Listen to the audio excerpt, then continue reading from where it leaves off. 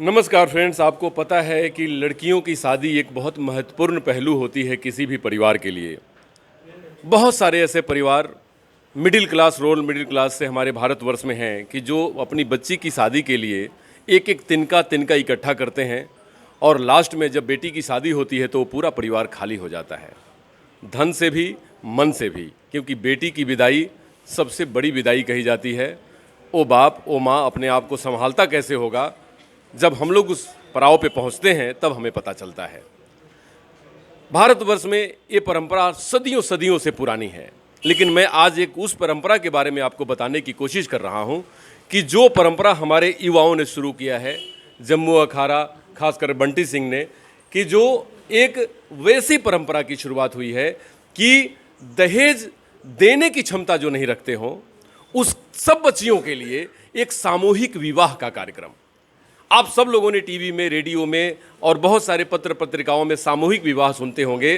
सामूहिक विवाह का मतलब होता है कि बहुत सारी बच्चियां एकत्रित होती हैं और बहुत सारे वर पक्ष आते हैं और सामूहिक विवाह में इकट्ठे शादी होती है और शादियों के बाद वो बच्चियों को विदा की जाती है।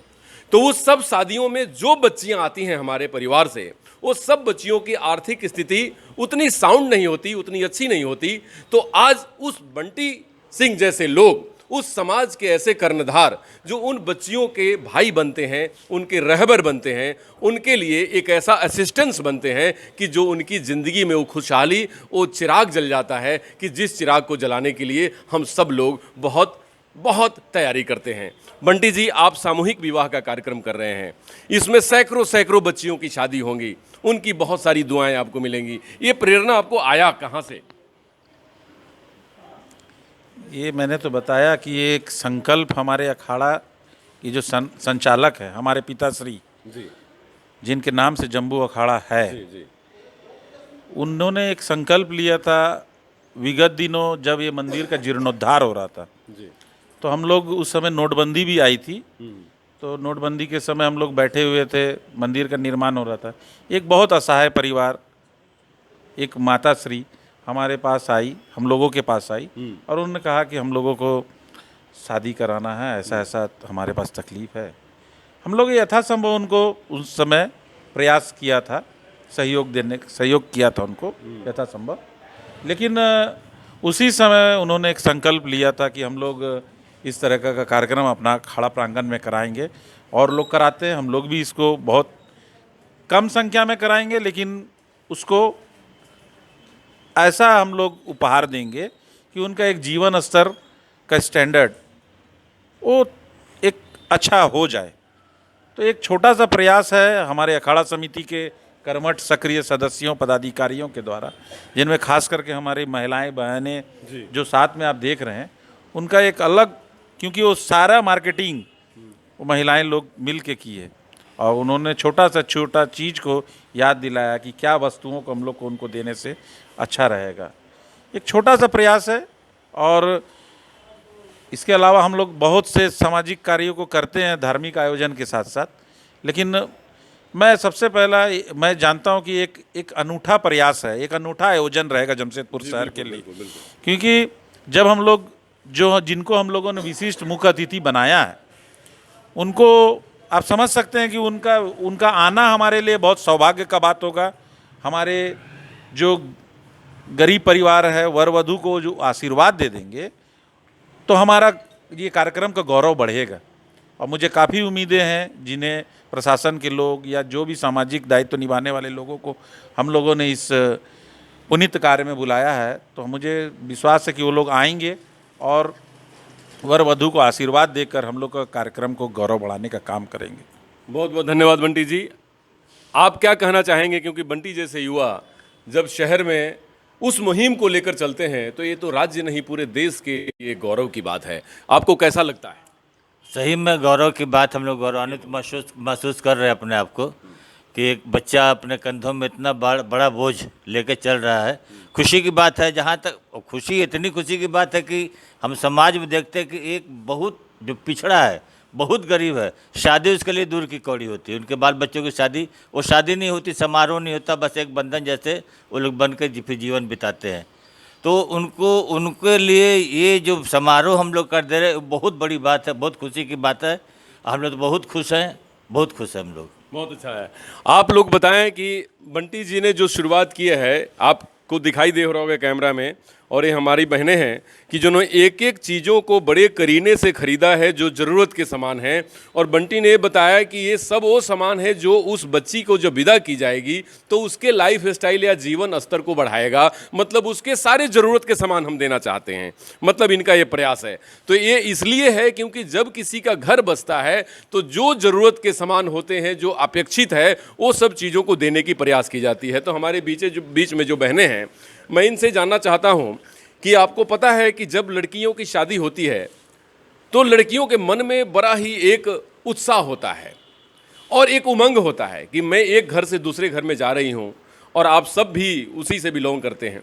तो आप बताएं कि जब वो उमंग बंटी जैसे लोग मिलते हैं और ऐसे समाज सेवी लोग जब मिलते हैं और उस परिवार का हाथ पकड़ लेते हैं कि हम आपको किसी भी चीज़ में कमी नहीं होने देंगे, मैं भी आपके परिवार का एक भाई हूँ, सदस्य हूँ, तो कैसा फील होता है उस माँ को और उस बहन को कि जो उसके घर से बेटी विदा होने वाली होती है?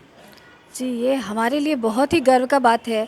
जो भी परिवार का चयनित हुआ है इस समारोह के लिए, उनका वेरिफिकेशन हम लोगों ने खुद कोर मेंबर्स ने किया।